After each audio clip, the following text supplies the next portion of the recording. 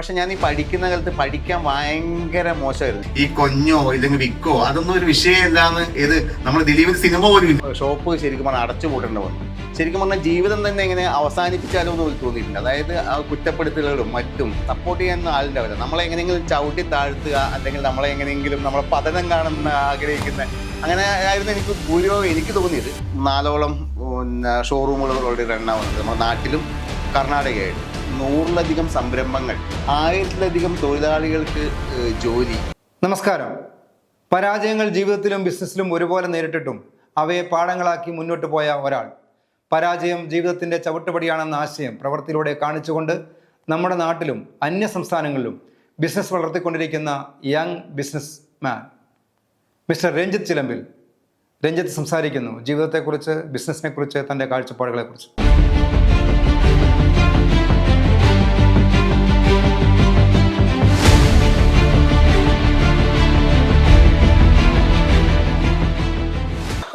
ഏതൊരു വ്യക്തിയുടെയും ജീവിതത്തിൽ നിർണായക സ്വാധീനം ചെലുത്തുന്ന ഒരു കാലഘട്ടമാണ് ബാല്യകാലം എന്ന് പറയുന്നത്. അത് ഒരു സാധാരണക്കാരനായാലും ഒരു ബിസിനസ്സുകാരനായാലും ഒരു സെലിബ്രിറ്റി ആയാലും തീർച്ചയായും നമുക്ക് ഓർമ്മിക്കാൻ കുറേ അധികം കാര്യങ്ങൾ നമ്മുടെ ബാല്യകാലത്തുണ്ടാവും.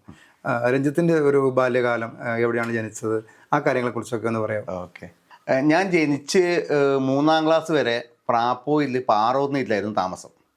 അച്ഛൻ്റെ തറവാട് അവിടെയായിരുന്നു താമസം. അതിന് 3-ാം ക്ലാസ്സിന് ശേഷം അവിടുന്ന് സ്ഥലമൊക്കെ വിറ്റ് അച്ഛൻ പാടി ഓടിച്ചാൽ പട്ടുവത്തുള്ള പ്രദേശത്ത് ഒരു ചെറിയൊരു സ്ഥലവും വീടും സ്വന്തമായി വാങ്ങി. പിന്നെ നമ്മൾ അവിടെയായിരുന്നു താമസം. അത് റോഡിൽ നിന്ന് ഏകദേശം ഒരു 250-300 മീറ്ററോളം വീട്ടിലോട്ട് നടവഴിയായിരുന്നു. പിന്നെ വീടിൻ്റെ കാര്യം പറഞ്ഞാൽ ഒരു കട്ട വെള്ളം വെച്ച് ചാണകമൊക്കെ മെഴുകി പിന്നെ ഓലയൊക്കെ മേഞ്ഞ നല്ല സുന്ദരമായ ഒരു വീടും. അക്കാലത്തെ ഒരു വിഷയം ഏറ്റവും നല്ല വീടായിരിക്കും. അതെ, കുഴപ്പമൊന്നുമില്ലാത്ത നല്ലൊരു വീടും. പിന്നെ കറണ്ട് കണക്ഷനൊന്നും സത്യം പറഞ്ഞാൽ അന്നേരം ഉണ്ടായിരുന്നില്ല. അച്ഛന് ജോലി അന്നേരം ടാപ്പിംഗ് ആയിരുന്നു. രാവിലെ എഴുന്നേറ്റ് ടാപ്പിങ്ങിന് പോകും. 4 മണിക്കേ പോകും. ഒരു 500 മരത്തിന് മുകളിലായിട്ടും ടാപ്പിംഗ് ഉണ്ട്. അമ്മയ്ക്ക് പിന്നെ പശുവിനെ വളർത്തൽ. ചെറുപ്പത്തിൽ ഒരു 5-ാം ക്ലാസ് 7-ാം ക്ലാസ് 8-ാം ക്ലാസ്സിലും വരെ എനിക്ക് പിന്നെ രാവിലെ ഇവിടുന്ന് ഏകദേശം പാഠശാലയിലേക്ക് ഒരു 3 കിലോമീറ്ററോളം നടക്കാനുണ്ട്. പാല് ഹോട്ടലിൽ കൊണ്ട് കൊടുക്കൽ എൻ്റെ ഡ്യൂട്ടിയായിരുന്നു. പിന്നെ അതേപോലെ എനിക്ക് ഈ ചെറുപ്പകാലത്ത് എനിക്ക് സംസാരിക്കാൻ ഭയങ്കര ബുദ്ധിമുട്ടായിരുന്നു. അത് കാരണം എന്ന് വെച്ചാൽ എൻ്റെ നാക്കിനൊരു ചെറിയ കെട്ടുണ്ട്. ആ കെട്ടുള്ളത് കൊണ്ട് തന്നെ ഈ സംസാരിക്കുമ്പോൾ ഒരു കൊഞ്ഞും ഒരു വിക്കും ഉണ്ടായിരുന്നു. പിന്നെ അത് മാത്രമല്ല എൻ്റെ ഈ പല്ല് പറഞ്ഞാൽ ഭയങ്കര പൊന്തിയതും വായിൽ നിറച്ച് പല്ലും, അതെല്ലാം കൊണ്ട് സംസാരിക്കാൻ ഭയങ്കര ബുദ്ധിമുട്ടായിരുന്നു. അത് സ്കൂളിലും വീട്ടിലൊക്കെ നമുക്കൊരു വിഷമമായിരുന്നു.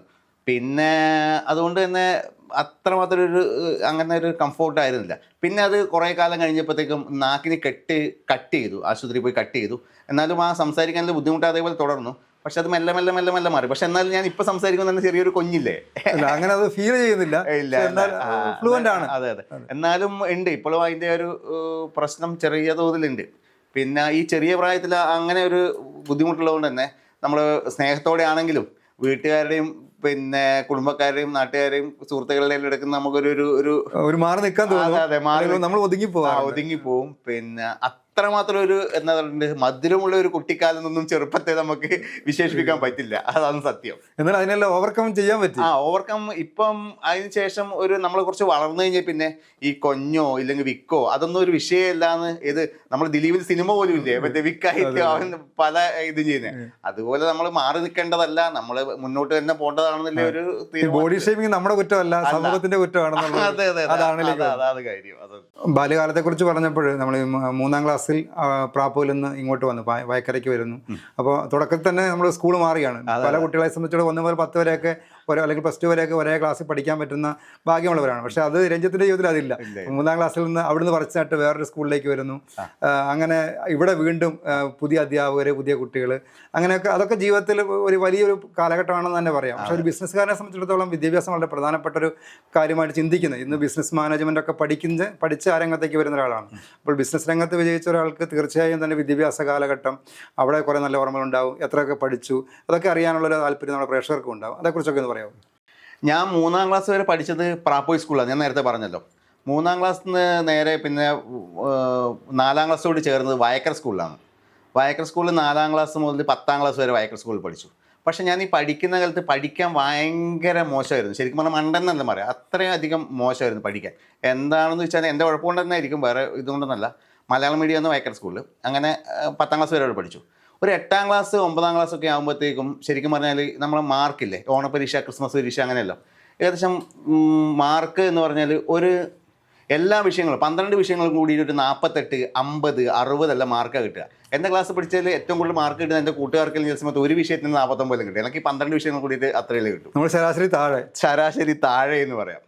10ാം ക്ലാസ് എത്തിയപ്പോൾ നമ്മൾ പഠിക്കുന്ന സമയത്ത് പുതിയൊരു അപ്ഡേഷൻ വന്നു സ്കൂളിൽ, വയക്കര സ്കൂളിൽ. അതായത് ഏറ്റവും നന്നായി പഠിക്കുന്ന കുട്ടികൾ A ക്ലാസ്സിൽ, ആവറേജ് പഠിക്കുന്ന കുട്ടികൾ B ക്ലാസ്സിൽ, തീരെ പഠിക്കാത്ത ഒരു മണ്ടന്മാർ എന്നെല്ലാം പറയുന്ന പോലത്തെ തീരെ പഠിക്കാത്ത ആൾക്കാർ ബാക്ക് ബെഞ്ചേഴ്സ് അവർ C ക്ലാസ്സിൽ. അങ്ങനെയായിരുന്നു ആ സമയത്ത്. അതാണ് ഞാൻ C ക്ലാസ്സിലായിരുന്നു. C ക്ലാസ്സിൽ പഠിച്ചിട്ട് ഓണപരീക്ഷയ്ക്ക് എനിക്ക് മൊത്തം 12 വിഷയങ്ങൾക്ക് 600 മാർക്ക് കിട്ടിയത് 86 മാർക്കായിരുന്നു ഓണപരീക്ഷയ്ക്ക്. ക്രിസ്മസ് പരീക്ഷ കൂടി അത് 110 മാർക്കായി. പിന്നെ ഫൈനൽ പരീക്ഷ ആകുമ്പോഴത്തേക്കും 180ലേക്ക് കയറി.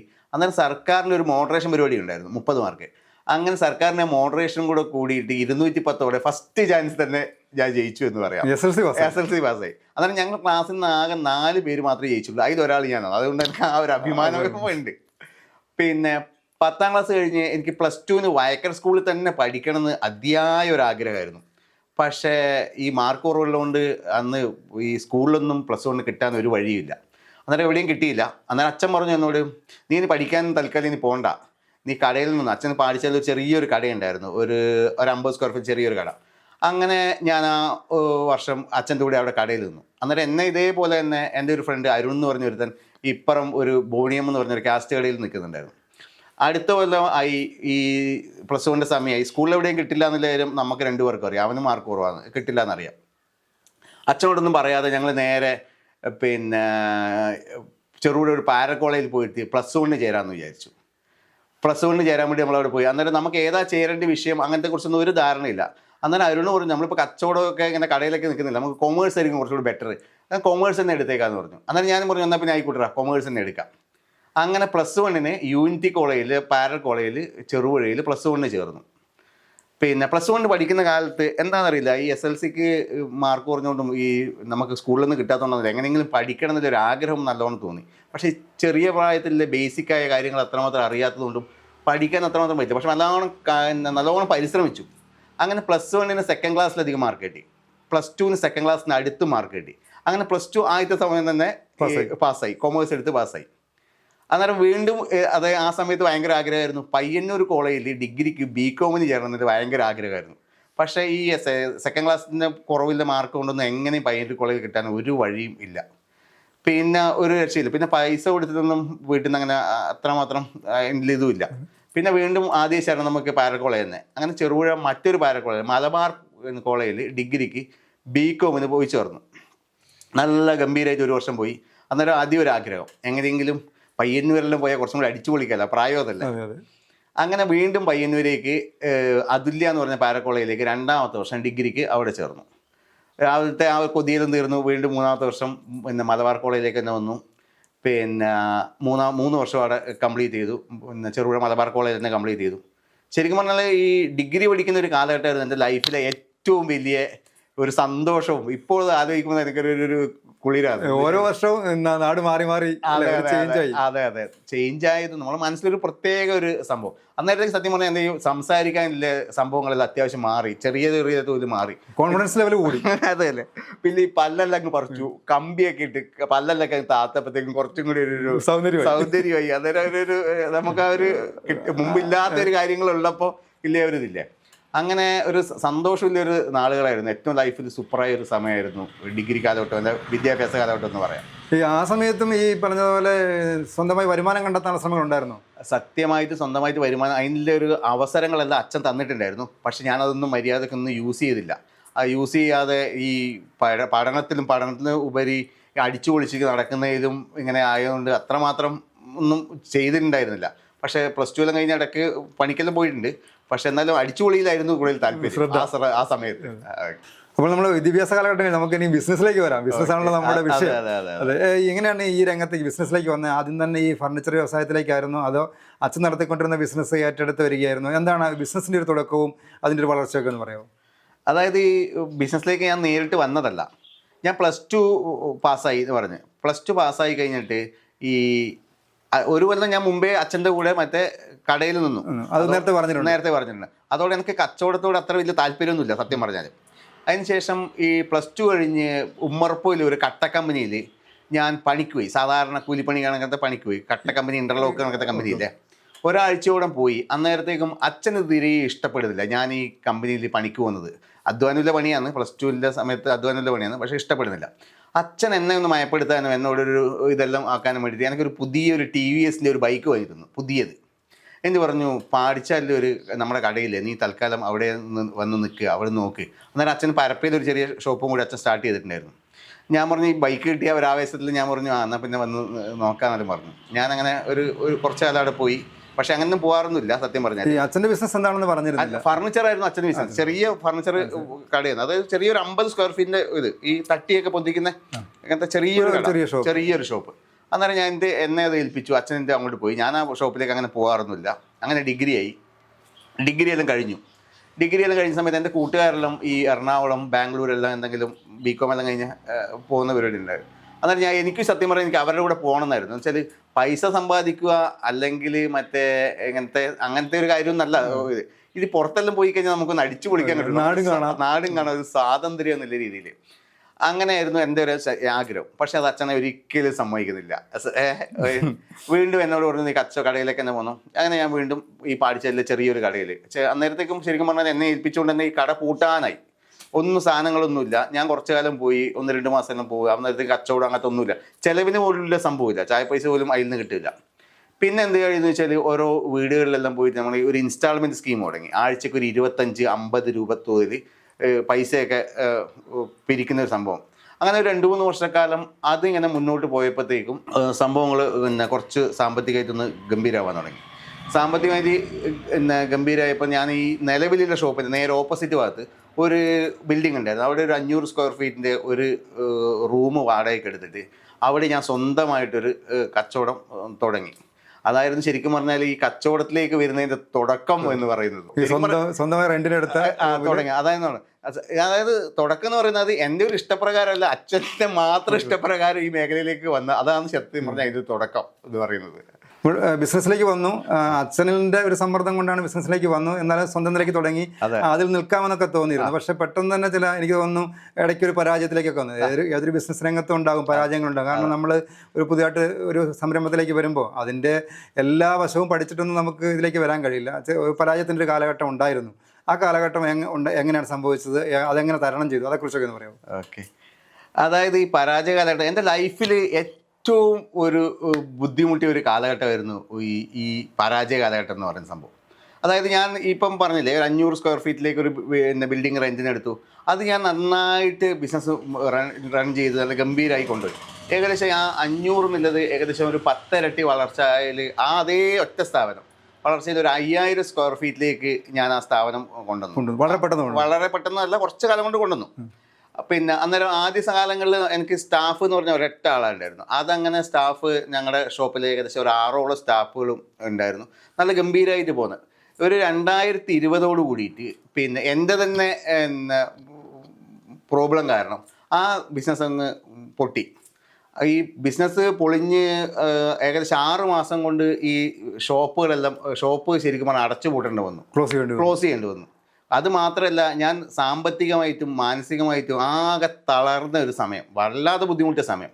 ശരിക്കും പറഞ്ഞാൽ ജീവിതം തന്നെ എങ്ങനെ അവസാനിപ്പിച്ചാലോ എന്ന് തോന്നിയിട്ടുണ്ട്. അതായത് ആ കുറ്റപ്പെടുത്തലുകളും മറ്റും നമ്മളെ കൊണ്ട് ഒരു ഇതുമില്ലാതെ. ആ സമയത്ത് സപ്പോർട്ട് ചെയ്യാനൊന്നും ആരും മുന്നോട്ട് വന്നില്ല. അക്കാലത്ത് സപ്പോർട്ട് ചെയ്യാന്നല്ല, എപ്പോഴും വിജയിക്കുമ്പോൾ കൂടെ നിൽക്കാൻ ആളുണ്ടാവും, പരാജയപ്പെടുമ്പോൾ സ്വാഭാവികമാണ്. സത്യമായിട്ട് ഉണ്ടാവില്ല, സപ്പോർട്ട് ചെയ്യാനൊന്നും ആളുണ്ടാവില്ല. നമ്മളെ എങ്ങനെയെങ്കിലും ചവിട്ടി താഴ്ത്തുക, അല്ലെങ്കിൽ നമ്മളെ എങ്ങനെയെങ്കിലും നമ്മളെ പതനം കാണുന്ന ആഗ്രഹിക്കുന്ന, അങ്ങനെ ആയിരുന്നു എനിക്ക് ഭൂരിഭാഗം എനിക്ക് തോന്നിയത്.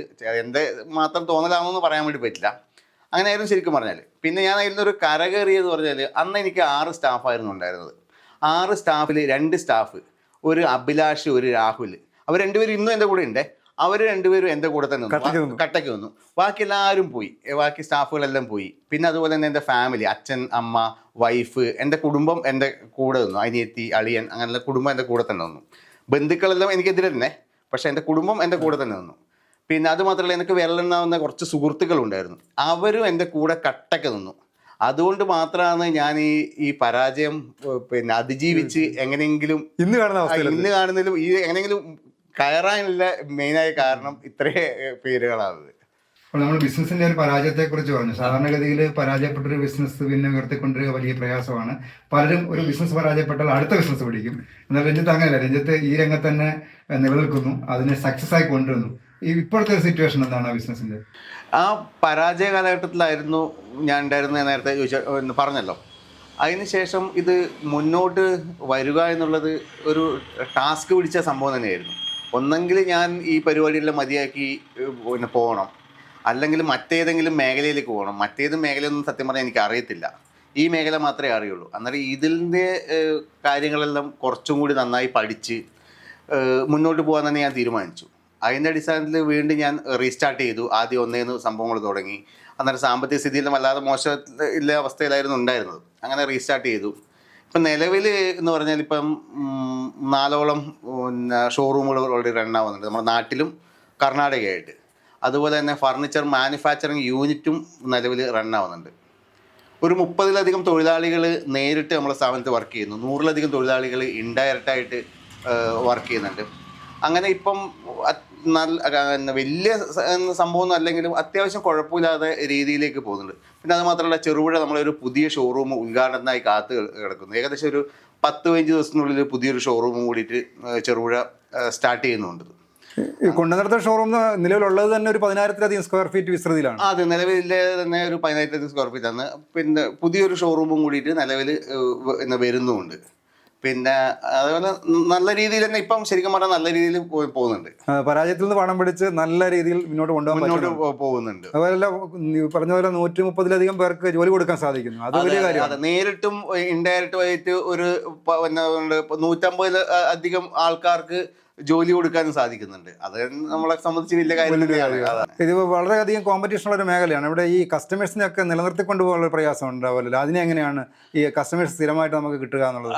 കസ്റ്റമേഴ്സിനെ അതിന് നമ്മൾ നല്ല ക്വാളിറ്റി പ്രൊഡക്റ്റാണ് ചെയ്യുന്നത്. അത്യാവശ്യം ഈ ടൗൺഷിപ്പിലൊന്നും ഇല്ല പോലെ അത്രയധികം റേറ്റിലല്ല സാധനങ്ങൾ വിൽക്കുന്നത്. ആ ഒരു സ്റ്റാൻഡേർഡ് റേറ്റിലാണ്, അഫോർഡബിൾ ആയിട്ടുള്ള റേറ്റിൽ അത്യാവശ്യം മോശമില്ലാത്ത നല്ല പ്രോഡക്റ്റാണ് പോകുന്നത്. പിന്നെ അത് മാത്രമല്ല, ഈ കസ്റ്റമറുടെ ആവശ്യത്തിന് കസ്റ്റമൈസ് നമ്മൾക്ക് തന്നെ ഓൺ ഫാക്ടറി നമ്മൾ റൺ ചെയ്യുന്നത് കൊണ്ട് തന്നെ, മാനുഫാക്ചറിങ് യൂണിറ്റ് എല്ലാം റൺ ചെയ്യുന്നതുകൊണ്ട് തന്നെ നമുക്ക് തന്നെ അടിച്ചു കൊടുക്കാൻ വേണ്ടി പറ്റും. ഏതിപ്പോൾ അളവിൽ വേണമെങ്കിലും ഏത് സൈസിൽ വേണമെങ്കിലും എങ്ങനെ വേണമെങ്കിലും നമുക്ക് പിന്നെ സാധനങ്ങൾ അടിച്ചു കൊടുക്കാൻ വേണ്ടി പറ്റും. അതുകൊണ്ട് തന്നെ കസ്റ്റമേഴ്സ് ഒന്നും ഇപ്പം അങ്ങനെ കുറവെന്നൊന്നും പറയാൻ കഴിയില്ല. നല്ല രീതിയിൽ തന്നെ കസ്റ്റമേഴ്സ് എല്ലാം വരുന്നുണ്ട്, നല്ല ഇതിൽ പോകുന്നുണ്ട് കാര്യങ്ങൾ. എന്താണ് ഫ്യൂച്ചർ വിഷൻ? എന്താണ് ഇത് ഡെവലപ്പ് ചെയ്യുന്നത്? ഇപ്പം 4 യൂണിറ്റുകളുണ്ട്, മാനുഫാക്ചറിങ് യൂണിറ്റും ഉണ്ട്. എന്താണ് ഇപ്പോൾ കർണാടകത്തിലേക്കും കൂടി നമ്മൾ ബിസിനസ് വ്യാപിക്കുകയാണ്. അപ്പോൾ എന്താണ് ഫ്യൂച്ചർ വിഷൻസ്? എന്തൊക്കെയാണ് പ്ലാനുകളൊക്കെ? ഫ്യൂച്ചർ എൻ്റെ വിഷൻസ് എന്ന് പറഞ്ഞാൽ, അതായത് എൻ്റെ സ്വപ്നങ്ങളാണ്. അതായത് ഞാൻ ആഗ്രഹിക്കുന്ന കാര്യങ്ങൾ, ഞാൻ എഴുതി വെച്ച കാര്യങ്ങൾ, ഞാനിപ്പോൾ പഠിച്ചുകൊണ്ടിരിക്കുന്ന കാര്യങ്ങൾ എൻ്റെ സ്വപ്നങ്ങളാണ്. സ്വപ്നങ്ങൾ എന്ന് പറഞ്ഞാൽ 2028 ഡിസംബറോട് കൂടിയിട്ട് 10ഓളം പുതിയ സംരംഭങ്ങൾ ആരംഭിക്കുക, 100-ലധികം തൊഴിലാളികൾക്ക് നേരിട്ടുള്ള ജോലിയും 300-ലധികം തൊഴിലാളികൾക്ക് ഇൻഡയറക്റ്റ് ആയിട്ടുള്ള ജോലിയും നൽകുക. 2035 വരെയുള്ള വിഷൻ ഞാൻ ഓൾറെഡി സെറ്റ് ചെയ്ത് വെച്ചിട്ടുണ്ട്. എൻ്റെ സ്വപ്നങ്ങൾ 2035ഓട് കൂടിയിട്ട് 100-ലധികം സംരംഭങ്ങൾ, അത് ഫ്രാഞ്ചൈസി മോഡലിൽ 100-ലധികം സംരംഭങ്ങൾ, 1000-ലധികം തൊഴിലാളികൾക്ക് ജോലി, അതുപോലെ തന്നെ സമൂഹത്തിലെ നിർധനരായ ആൾക്കാർക്കുള്ള സഹായം, നിർധനരായ കുട്ടികൾക്കുള്ള വിദ്യാഭ്യാസം, പിന്നെ സമൂഹത്തിൽ പിന്നോക്കം നിൽക്കുന്ന പെൺകുട്ടികളുടെ വിവാഹം, അതേപോലെ നമ്മുടെ ഓർഫണേജ്, പിന്നെ അനാഥ മന്ദിരങ്ങൾ, അങ്ങനെയുള്ള സ്ഥാപനങ്ങളിൽ നല്ല രീതിയിൽ ഹെൽപ്പ് ചെയ്യുക, സപ്പോർട്ട് ചെയ്യുക. സമൂഹത്തിന് ഗുണകരമാകുന്ന പല കാര്യങ്ങളും ബാക്ക്വേർഡ് നിൽക്കുന്ന ആൾക്കാരെ ഹെൽപ്പ് ചെയ്യുക എന്നുള്ളതാണ് എൻ്റെ സ്വപ്നവും അല്ലെങ്കിൽ എൻ്റെ ആഗ്രഹവും വിഷനും. ഒരുപക്ഷെ അങ്ങനെ ഒരു ആഗ്രഹത്തിലേക്ക് വരണമെങ്കിൽ എനിക്ക് തോന്നുന്നത് നമ്മളെ പരാജയപ്പെട്ട കാലഘട്ടത്തിൽ പലയിടത്തും നമ്മളെ മാറ്റി നിർത്തിയ ഒരു സാഹചര്യം ഉണ്ടായിരുന്നു. ആ ഒരു അതിൽ നിന്നാണോ പാഠം പഠിച്ചിട്ട് എനിക്ക് സ്വന്തമായി ഇത്രയൊക്കെ ചെയ്യാൻ പറ്റുമെങ്കിൽ സാധിക്കും എന്നുള്ള കാര്യം മനസ്സിലാക്കി വന്നത്? അതന്നെ, പരാജയ സമയത്ത് നമ്മളെ ഈ പറഞ്ഞൊക്കെ എന്താ പറയുക, നമ്മളെ കൂടെ നിന്നവർ അല്ലെങ്കിൽ നമ്മുടെ ഫ്രണ്ട്സ് അല്ലെങ്കിൽ അത്രയധികം അടുത്ത് നിന്നവർ പോലും നമ്മളെ ശരിക്കും പറഞ്ഞാൽ ചവിട്ടി മെതിക്കുകയാണ്. നമ്മൾ മനസ്സിലാക്കാൻ ശ്രമിച്ചു, നമ്മൾ മനസ്സിലാക്കാനോ ഇല്ലെങ്കിൽ അതിൽ നിന്നൊന്നും പാഠം ഉൾക്കൊണ്ട് എന്തെങ്കിലും മുന്നോട്ട് പോകാനോ ഇല്ലെങ്കിൽ ഒരു സപ്പോർട്ടോ ഒന്നും ആയിരുന്നില്ല. എല്ലാവർക്കും നമ്മളെ ഒരു ചതുർത്ഥി കാണുന്ന പോലെയായിരുന്നു എന്ന് പറഞ്ഞാലും മനസ്സിലായില്ലേ. പല സംഘടനകളിൽ നിന്ന് മാറ്റി, പല സംഘടനകളിലും നിലവിൽ ഓൾറെഡി ഉണ്ടായിരുന്നു. അതിൽ നിന്ന് നമ്മളെ മാറ്റി നിർത്തി. അങ്ങനെ പല പല ബുദ്ധിമുട്ടുണ്ട്. നമ്മൾ അതായത് ഒരു പരാജയം വരുമ്പോഴേ ശരിക്കും നമ്മളെ നമുക്ക് മനസ്സിലാവുള്ളൂ എന്നുള്ളത്. നമ്മുടെ സുഹൃത്തുക്കളെ തിരിച്ചറിയുള്ളൂ, സുഹൃത്തുക്കളെ ബാക്കിയുള്ള കാര്യങ്ങൾ തിരിച്ചറിയുന്നത് അതാ സത്യം. അതുവരെ നമ്മൾ നല്ല പോഷായിരിക്കും, എല്ലാവരും നമ്മളോട് ചിരിച്ച് കാണിക്കും, നമ്മളോട് നല്ല ബന്ധങ്ങൾ അങ്ങനത്തെ കാര്യങ്ങളൊക്കെ ആയിരിക്കും. പക്ഷെ നമുക്കൊരു അടി പറ്റി, അത് ലേശം കൂടി നല്ലൊരു അടിയാണെന്ന് തോന്നിയിട്ടുണ്ടെങ്കിൽ അന്നേരം നമുക്ക് മനസ്സിലാവും എന്താണ് സംഭവം, എന്തായിരുന്നു നമ്മളെന്തായിരുന്നു എന്ന് അന്നേരേ നമുക്ക് മനസ്സിലാവുള്ളൂ. അതുകൊണ്ടാണ് ഈ ഫ്യൂച്ചറിൽ നമുക്ക് ഫ്യൂച്ചറിൽ അതുകൊണ്ട് ഈ പറഞ്ഞൊക്കെ നല്ല രീതിയിൽ വളർന്ന് നല്ല സമൂഹത്തിന് നല്ല നന്മ ചെയ്ത് അല്ലെങ്കിൽ താഴേക്കിടയിൽ അവരെ മാക്സിമം നമ്മളെ കൊണ്ട് പറ്റുന്ന രീതിയിൽ ഹെൽപ്പ് ചെയ്ത് പൊന്തിച്ചു കൊണ്ടുവരണമെന്നാണ് ആഗ്രഹം. ഈ സംഭാഷണത്തിലേക്ക് നമ്മൾ പറഞ്ഞു വന്ന ഒരു കാര്യം, നമ്മുടെ തകർച്ചയുടെ കാലത്തെല്ലാം കൂടെ നിന്നത് കുടുംബമാണ്. ഇന്നും കൂടെ നിൽക്കുന്നതും സപ്പോർട്ട് ചെയ്യുന്ന കുടുംബമാണ്. കുടുംബം കൂടെ നിന്ന് അധ്വാനിക്കുന്നുണ്ട്. അതുകൊണ്ടാണല്ലോ നമുക്കിതിൽ വിജയിപ്പിച്ച് കൊണ്ടുപോകാൻ പറ്റുന്നത്. കുടുംബത്തെക്കുറിച്ച് തീർച്ചയായും പറയേണ്ടതുണ്ട്. അതൊന്ന് പറയാമോ? അച്ഛനമ്മ, ജീവിത പങ്കാളി, മക്കൾ, അവരൊക്കെ എന്ത് ചെയ്യുന്നു എന്നുള്ളത്? പിന്നെ ഞാൻ കല്യാണം കഴിച്ചത് മാധവങ്കലം പറവൂർ എന്ന് പറഞ്ഞ സ്ഥലത്താണ്. ഭാര്യയുടെ പേര് വിദ്യ. അവളിപ്പോൾ പാടി ഓടിച്ചാലിൽ ബിസിനസ് ചെയ്യുന്നുണ്ട്. മക്കൾ 2 പേര്, ആരാധ്യ, ആദിൽ. ആരാധ്യനെ അമ്മൂന്ന വിളിക്കൽ. അവൾ സെൻറ്റ് മേരീസ് സ്കൂൾ ചെറുപുഴയിൽ 8ാം ക്ലാസ്സിൽ പഠിക്കുന്നു. രണ്ടാമത്തത് മകനാണ് ആദിൽ, അവൻ 4ാം ക്ലാസ്സിൽ പഠിക്കുന്നു. KVയിൽ പെരിങ്ങോത്ത്, KVയിലോ കേന്ദ്രീയ വിദ്യാലയം പെരിങ്ങോത്ത് പഠിക്കുന്നു. പിന്നെ അച്ഛൻ്റെ പേര് നന്ദനൻ. അച്ഛൻ ബിസിനസ്സായിരുന്നു. ഒരു 3-4 വർഷമായിട്ട് ബിസിനസ് പരിപാടിയെല്ലാം മതിയാക്കി. ഇപ്പം അത്യാവശ്യം യാത്രകൾ, പിന്നെ ഈ ക്ലബിൻ്റെ എല്ലാം ഭാരവാഹിത്വം, അങ്ങനെയായിട്ട് അച്ഛൻ നന്നായിട്ട് എൻജോയ് ചെയ്യുന്നു. അത് പറയാം. അമ്മേൻ്റെ പേര് മോളി. അമ്മ അങ്ങനെ കാര്യമായി പണിയൊന്നുമില്ല, തൊഴിലുറപ്പിന് പോകും. ഇപ്പം ഏകദേശം 100 പണീൻ്റെ അടുത്ത് ആയി എന്നാണ് പറയപ്പെടുന്നത്. പിന്നെ എനിക്കൊരു അനിയത്തിയുണ്ട്. അവൾ നേരത്തെ പറഞ്ഞ പോലെ എന്നെ നല്ല രീതിയിൽ പഠിക്കുന്ന ഒരു ആളൊന്നുമല്ല, അതിൻ്റെ സാമർഥ്യമൊന്നുമില്ല. അവൾ ബിസിനസ് ചെയ്യുന്നുണ്ട്. അവൾ പരപ്പയിൽ ഇതേ ഫർണിച്ചർ ഷോപ്പ് തന്നെ ബിസിനസ് ചെയ്യുന്നുണ്ട്. പിന്നെ അവളെ ഹസ്ബൻഡ് സുധീർ വെള്ളരിക്കുണ്ട് സ്റ്റേഷനിൽ ASC ആയിട്ട് വർക്ക് ചെയ്യുന്നു. ഇത്രയാണ് എൻ്റെ കുടുംബം.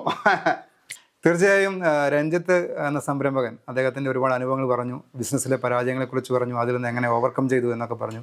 ഇത് രഞ്ജിത്ത് നമുക്കൊരു മാതൃകയാണ്. പരാജയങ്ങളിൽ നിന്ന് പാഠം ഉൾക്കൊണ്ട് വിജയകരമായ ഒരു ബിസിനസ്സും വിജയകരമായ കുടുംബജീവിതമൊക്കെ മുന്നോട്ട് കൊണ്ടുപോകുന്ന രഞ്ജിത്തിൻ്റെ പോലുള്ളവർ നമ്മുടെ സമൂഹത്തിന് മാതൃകയാണ്. തീർച്ചയായും ഇത്തരം സംരംഭകരുമായിട്ട് നമുക്ക് അവരുടെ വിശേഷങ്ങളുമായിട്ട് വീണ്ടും കാണാം. നന്ദി, നമസ്കാരം.